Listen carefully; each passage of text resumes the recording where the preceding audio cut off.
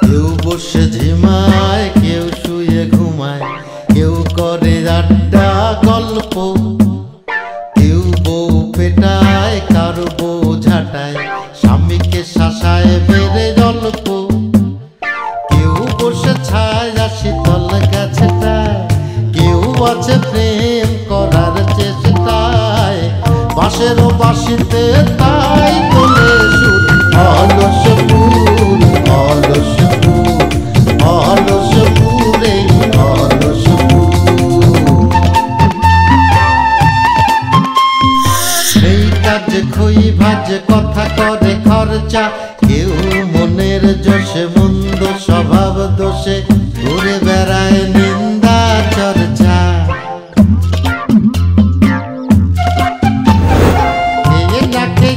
দিন কারো যায় নেই তাতে সমাজে কারো দায়, কারো দিন যায় খেয়েছি রামুড়ি গুড়, অলস ফুল অলস ফুল অলস ফুল অলস ফুল।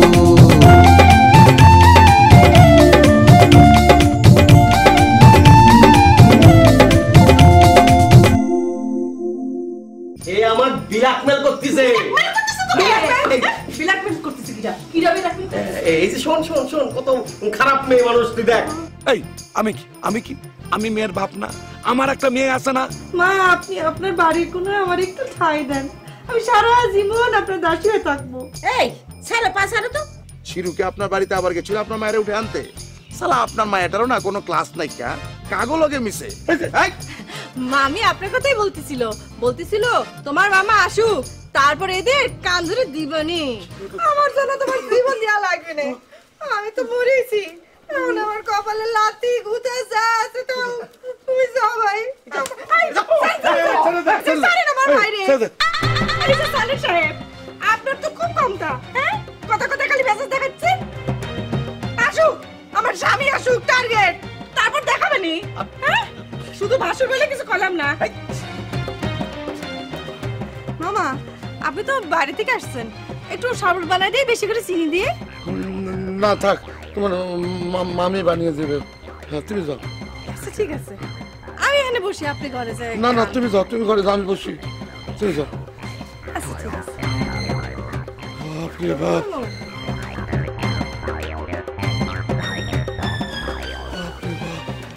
কি ঝামেলার মধ্যে বললাম রে বাবা।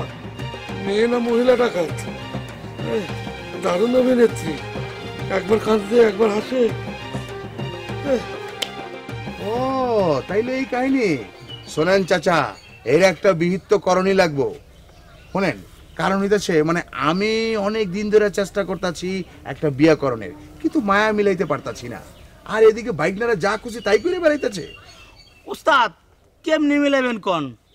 দেশের সমস্ত মাইয়ারা তার বাগিনার ফাঁদে পা দিয়ে রাখছে, তার বাগিনার ফাঁদ থেকে পা সরাইতেও পারে না, আপনার কোনো ইয়ে হয় না, মানে কোনো গতি হইতেছে না আর কি। আমার মনে হয় কি জানিস, আমার মনে হয় যে ওর ওই দুই ভাই আছে না, সকালে দুপুরে রাত্রে পড়া তেল মুখে মাখায়, বুঝতে পারছো? পড়া তেল না মাখলে আমার মেয়ে এমএ পাস, শিক্ষিত একটা মেয়ে, ওই শিক্ষিত মেয়ে ওই লাফাঙ্গারে কয়েকটি হিরো, বুঝছিস তো, হিরো বলে। আমি আমার মেয়ের পরিষ্কার বলে দিচ্ছি, দেখ তুই ঢাকা থেকে গ্রামে আসছো, এই গ্রাম থেকে সোজা ঢাকা চলে যা, এই গ্রাম তোর জন্য না। ওইছে চাচা, নিজের ঢোল আর নিজে বাজায়েন না। আরে বেটা, নিজের ঢাক যদি নিজে না পিটাই, তাহলে তোদের হাতে যদি ঢোল দেই, তাহলে ঢোল তো তোর ফাটাই ফেলবি। চাচা ঢোল বাজানটা বন্ধ করবেন, লাইনে আহেন লাইনে আহেন। চাচা আমার মনে হয় অগরে বাস কলে দেওয়ান দরকার। ভালো কথা চাচা, এই বাস কল ব্যাপারটা জানি কি? আরে বাসকল বুঝিস না, বাসকল হলো একটা বিশেষ ধরনের কল, ওই কল প্রয়োগ করলে মানুষ অন্যায় কাজ ভুলে যায়। তাইলে দাদা মনে করেন প্রত্যেকের ঘরে ঘরে একটা করে বাসকল থাকা উচিত। মনে করেন আপনার ঘরেও একটা বাসকল আছে, আপনি কাছে ওইরা বলেন, আপনার চরিত্র ভালো হয়ে গেল। কি করলি তুই?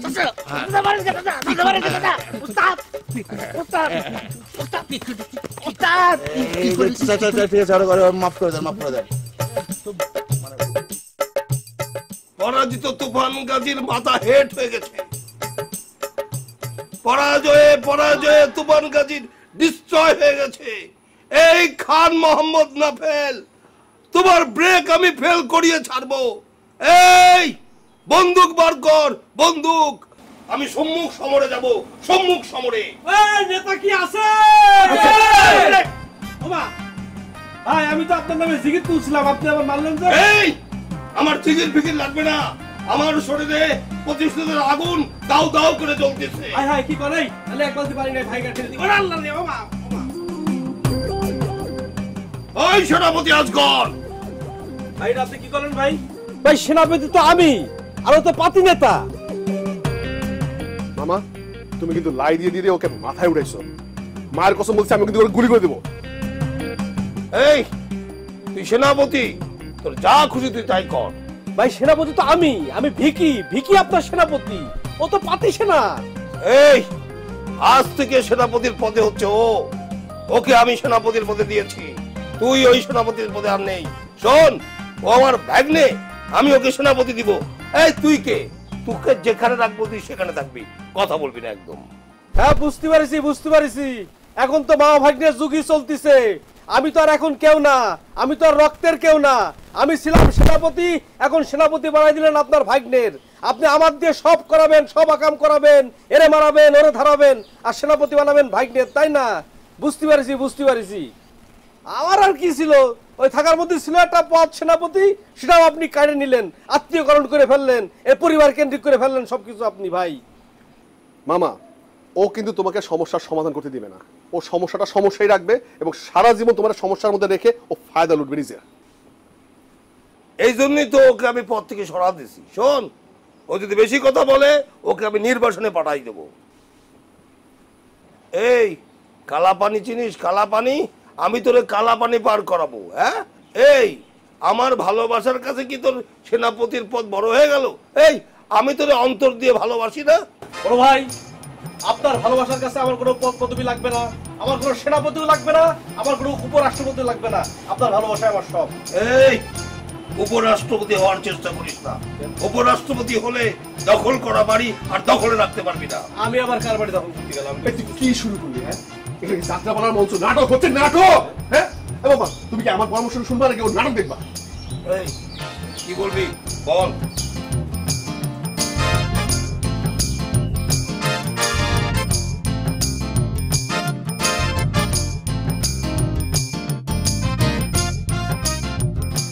আসলে হয়েছে কি চাচা, আমি দাদা হুজুরকে ভালোভাবে বোঝানোর চেষ্টা করেছি, কিন্তু যতটুকু পজিটিভ হয়েছে এর চেয়ে বেশি নেগেটিভ হয়ে গেছে এখন। এর জন্য সম্পূর্ণরূপে দায়ী হচ্ছে বক্ষ দুলাভাই। আমি একটা জিনিস কোনোভাবে বুঝতে পারিনি, একটা মানুষ শ্বশুরবাড়ি থাকার জন্য এত কি জন্য পাগল?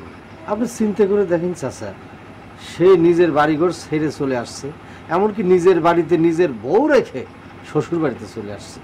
সে ঘর জামাই যেমন করে থাকতেছে, এটা তো ঘর জামাই থাকার নতুন দিগন্ত উন্মোচন করে ফেলেছে। থাক, নিজের জামাই তো কিছু বলতেও পারি না। না চাচা ঠিক আছে, কিন্তু হয়েছে কি, বক্কর ভাইয়ের আব্বা আম্মা আসলে তারা শাসন করেনি, শাসন না করে আদর করেছে, আদর দিয়ে বাদর বানিয়েছে। শাসন দরকার তার। এখন সে কি করতেছে, শ্বশুর বাড়ি এসে ঝামেলা পাকাচ্ছে, শাসন করতে হবে। চাচা আপনি যদি না পারেন আমার অনুমতি দিয়ে দেন, আমি তার ঠিক মতো বাটান দিয়ে দিই। আরে না, কি বলতেছিস তুই? জন জামাইয়ের উপর তুই হাত তুলতে চাস? না, এই অনুমতি আমি কিছু দিতে পারি। আরে বেনারসির যে মানুষ তুই জানিস খুব ভালো করি, সে যদি আমার জিজ্ঞেস করে যে বক্কারের গায়ে হাত তুলেছে কেটা, আমি তাহলে কি বলবো তখন? না চাচা ঠিক আছে, কিন্তু তারা বলে দিন যে রাত্রিবেলা যেন কোথাও না যায়, মানে কখন কি ঘটে যায় বলা তো যায় না। আমাদের শত্রুর তো অভাব নেই, আর কি বলবো, সে তো আমার কথাই শোনে না। আচ্ছা ঠিক আছে, কিন্তু দেখিস এবার আর কারো নাম দিয়ে আমার জামাইয়ের গায়ে হাত তুলিস না। সি চাচা, আমি আপনার আদেশ ছাড়া এক পাও নড়ব না, এই বিশ্বাসটা আমার উপর রাখে, তাহলে পরে আপনার উপর আমি অনেক কৃতজ্ঞ থাকবো।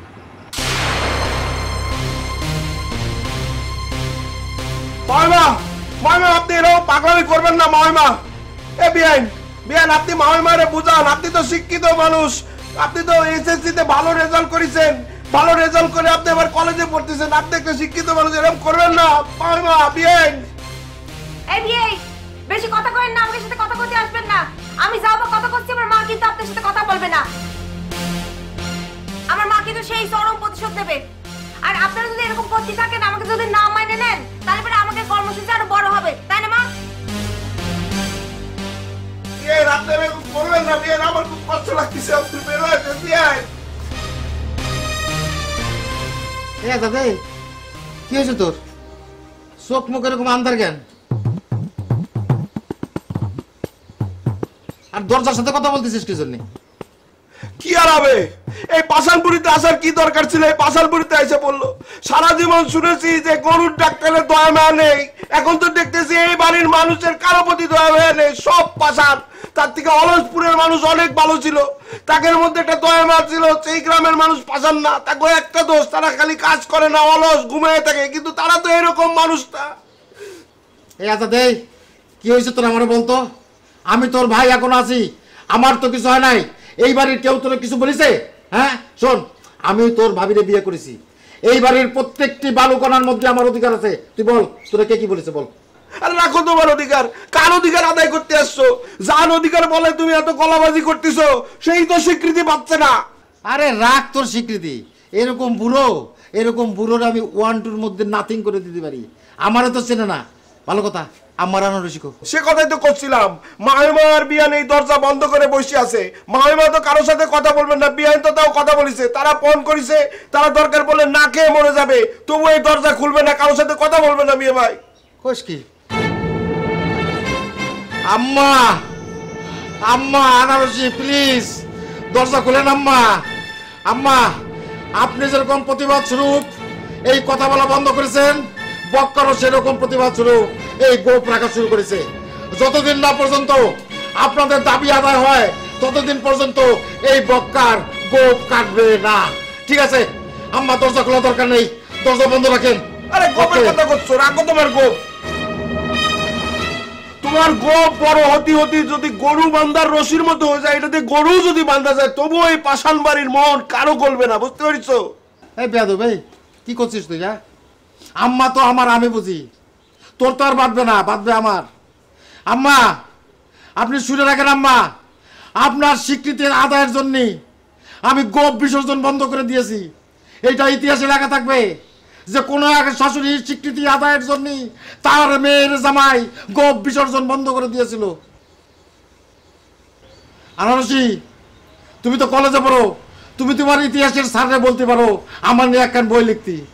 এই আনারসি, এই কথা বলতেছো না কি জন্য? মরে গেল নাকি? এই বিয়ে এই তেল বাস শয়তানটা রেখে তো সরান তো, সরান দেখতে ভালো লাগতেছে না কিন্তু এসব শুনতে জানে কাতে। এই আনারসি, এই কি সব করছো? আম্মা আপনি কোনো চিন্তা করেন না আম্মা, আমি আপনার জামাই, আমি আপনার সাথে আছি।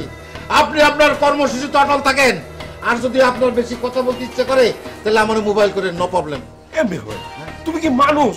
কোথায় তুমি তাদের বাইর করার জন্য চেষ্টা করবা, তা না তুমি কর্মসূচি দিয়ে বসে রইলে, তাদের সাথে একাত্মতা প্রকাশ করলে। হ্যাঁ, আবার মোবাইলে কথা বলতে করে নিয়ে যাও। যে কোনো আন্দোলন, বুঝতে পারছিস, কর্মসূচি ছাড়া জমে না। আম্মা অভিজ্ঞ মানুষ তো, আম্মা বুঝে শুনে এই কাজটা করিস। থাকুক আম্মা ভিতরে, তারপর দেখবি আমি কি করি না করি। শালারা এইবার বুঝবি বক্কারের খেয়ে।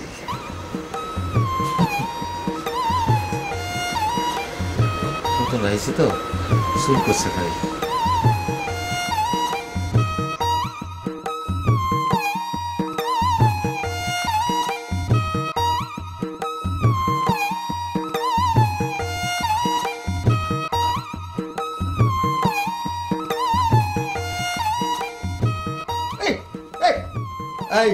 এই খবরদার, খোঁজাখুঁজি করবো না, খোঁজাখুঁজি করবো না কিন্তু। খোঁজাখুঁজিতে কি সমস্যা? তাহলে সারা জীবন একসঙ্গে থাকবা কি করে? আর এ তো নরমাল খোঁজা। তোমার কপালে যে আর কত খোসা আছে। মোটেই আমার কপালে তোমার দ্বারা কোনো খোসা নেই, কারণ আমি তোমারে এখনো মাইনে নিইনি আর মানবো না। আর তাছাড়া তুমি কারে কখন কিভাবে কবুল কবুল বলিছো সেটা তো আমার জানা দরকার নেই। খবরদার, এই এখন যদি তুমি মনে মনে মনে করো যে সালমান শাহরে ভাইবে কবুল কবুল 3 বার বলে ফেলো, তাহলে কি সে মানি নেবে? তোর এই এই এগুলো কি ভাষা? হ্যাঁ, কি ভাষা এগুলো? কি ধরনের ভাষা তুমি বুঝতেছো না?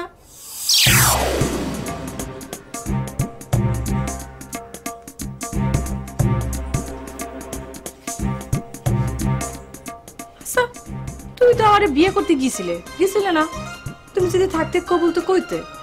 এখন তুমি থাকো নাই, তাই কবুল কাও নাই। আচ্ছা, পুলিশ যখন তোমাকে দাবার দিল, তখন তুমি যাতে যাতে মনে মনে 3 বার কবুল করতে পারলে না?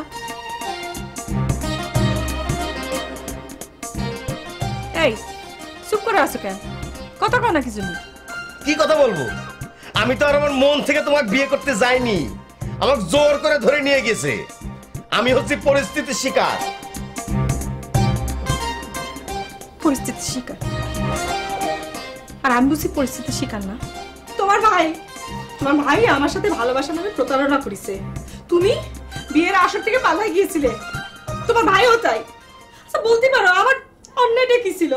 আমি তো ভালোই বেসেছিলাম।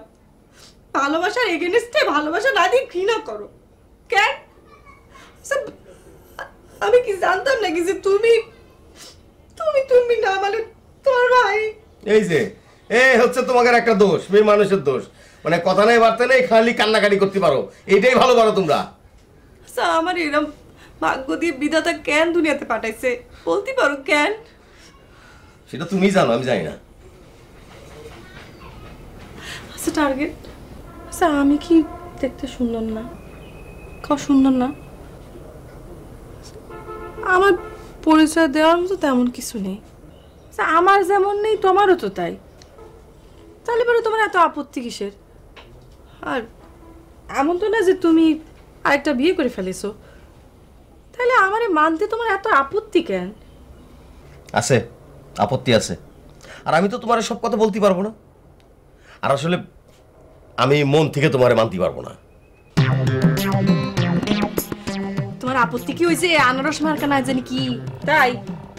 আচ্ছা ঠিক আছে, আমারে তুমি তার কাছে নিয়ে চলো। আমি তার কাছে যাই কব যে আমি তোমার বিয়ে করাবো। এরপরও যদি সে কয় যে তোমার তার লাগবেই, তাহলে পরে আমি চলে যাবো। আমি কথা দিচ্ছি। আরে তুমি তো দেখতেছি আমার ব্ল্যাকমেল করতেছো। তুমি তো আমার বিয়ে করা বউ না। কিন্তু আমি তো জানি যে আমি তোমার বউ। আর তোমার যে স্বীকারোক্তি করা ভিডিও আছে আমার মোবাইলে। এবার তুমি যা করার করো, আমার কোনো সমস্যা নাই। আর শুনো, আমার জন্য কিছু কাপড় কেনার ব্যবস্থা করো। আমি তো এক কাপড়ে আইছি। শাড়ি হলেই ভালো হয়, বউ মানুষ, শাড়ি পরলেই তো ভালো। সুন্দর দেখে শাড়ি নিয়ে আসো।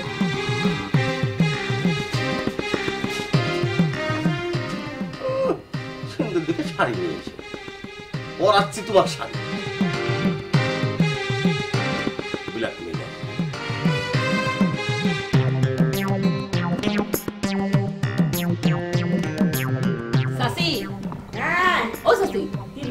একটা কাজ করলে কেমন হয় কত? কেমন বল? টার্গেটের তো আনারসের জন্য একটা আকুলি বিকুলি অবস্থা। আমি 100তে 100 ভাগ নিশ্চিত এখানে যদি আনারসি না থাকতো তাহলে টার্গেট কি করতে জানো? যা আছে হচ্ছে হোক, কোনো সমস্যা নেই। তারপর টার্গেট তো আনারসের জন্য একটা অস্থির, বুঝো না? মানে জ্বর হলে যেরকম হয় আমাদের, তখন আমরা জ্বর ছাড়া কিছুই বুঝি না। এটা হচ্ছে অসুখ। আরে বাবা বুঝাতে হবি না, তুই কি বলতে চাস সেটা বল। শোনো, মেয়েটা তো একটা স্বামী চায়, তাই না? এখন টার্গেট তো আনারসের সাথে প্রেম করে ফাইসে গেছে। সনেট খালি আছে, এই মেয়েটারে সনেটের সাথে বিয়ে দিয়ে দাও। কি বলিস? তোর কি মাথা খারাপ হয়ে গেছে? শোনো, সনেটের সাথে এই মেয়ের বিয়ে দিলে কি হবে? এই মেয়ে আর কারো পিছ পিছ ঘুরবে না, কোনো সমস্যা থাকবে না।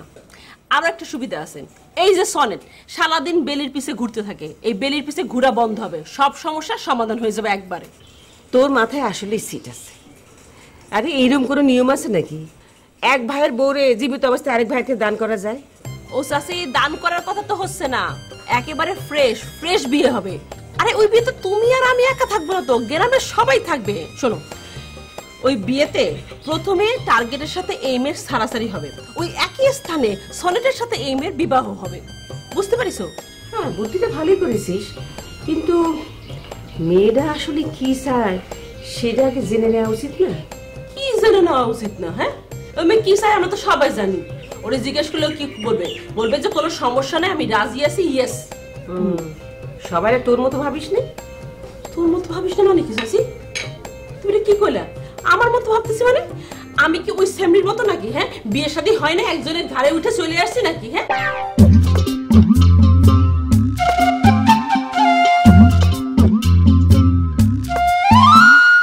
কেউ বসে ঝিমায়, কেউ শুয়ে ঘুমায়, কেউ করে আড্ডা গল্প, কেউ বউ পেটায়, কারো বউ ঝাঁটায়, স্বামীকে শাসায় বেড়ে গল্প, কেউ বসে ছায় শীতল গাছটায়, কেউ আছে প্রেম করার চেষ্টায়, বাঁশেরও বাঁশিতে তাই তোলে সুর অলস